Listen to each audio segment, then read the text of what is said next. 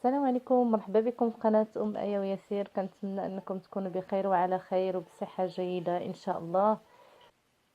وصفة اليوم إن شاء الله هي دوز أتاي غادي نشكلو إن شاء الله بعدة أشكال وبدون طابع. غادي نبداو إن شاء الله في طريقة التحضير. غادي نحتاجو جوج معالق كبار ديال الزبدة النباتية، كنضيف عليها كاس ديال العنبه ديال الزيت النباتيه، دائما العبار بكاس ديال العنبه، وكاس ديال السكر سنيده اي سكر حبيبات. كنخلط مزيان حتى كتندمج الزبده مع الزيت جيدا، ثم كنضيف عليهم حبتين من البيض دائما مع المزج، ورشه من الملح والقليل من القرفه. ثم كنضيف عليهم الدقيق تدريجيا، وكنبدا نخلط حتى كنحصل على القوام اللي بغيت.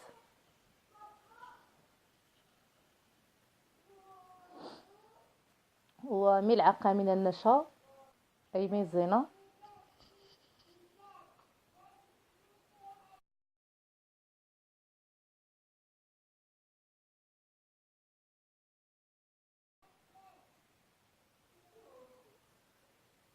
ثم كنضيف عليهم خميره الحلوى.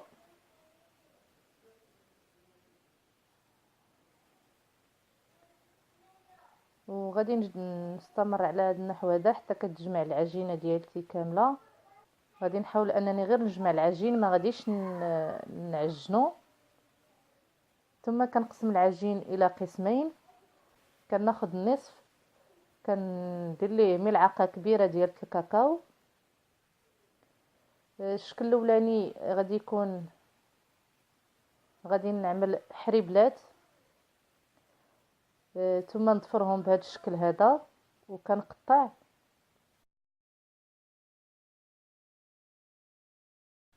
الشكل الثاني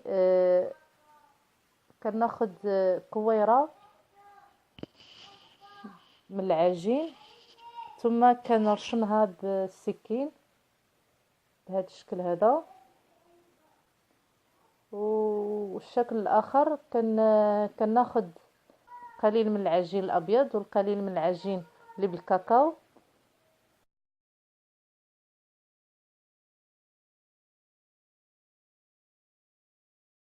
بعد ما سرحتهم كنوضعهم على بعضهم، ثم كنروليهم على شكل ديال سويس رول. هاد العمليه هذه كتعطينا الشكل الحلزوني. ثم كنقطعهم بالخيط،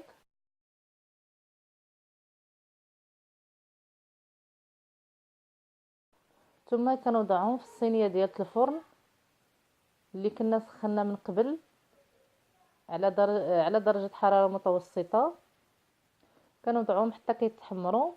ملي كنخرجهم كنرشهم بالقليل من سكر كلاصي اي سكر بودره،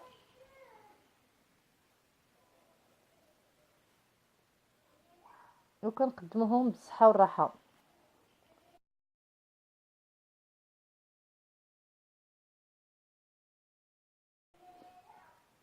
الى عجبكم الفيديو بارطاجيوه مع الاصدقاء ديالكم، وضعوا لي جيم الى عجبكم.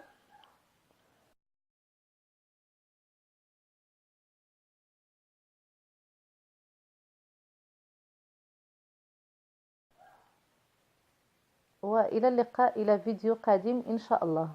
مع السلامه.